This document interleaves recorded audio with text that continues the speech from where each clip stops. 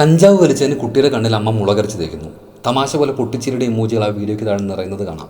കുട്ടിയെ കറക്റ്റായി ശിക്ഷിച്ചതിന് അമ്മയെ പുകഴ്ത്തിയുള്ള കമൻസും കാണാം. ദൂരെ നിന്ന് കണ്ട് ചിരിച്ചവർക്ക് മാത്രമേ അത് തമാശയാവുന്നുള്ളൂ. അനുഭവിച്ച കുട്ടിക്ക് അത് മരണവെപ്രാളമാണ്.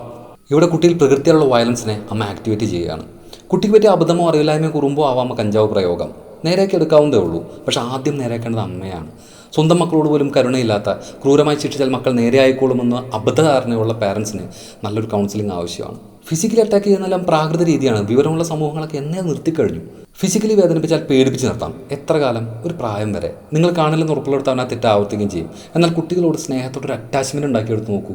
നിങ്ങളെ വിഷമിപ്പിക്കാതിരിക്കാനെങ്കിലും അവൻ ആ തെറ്റ് ചെയ്യാതെ നോക്കൂ.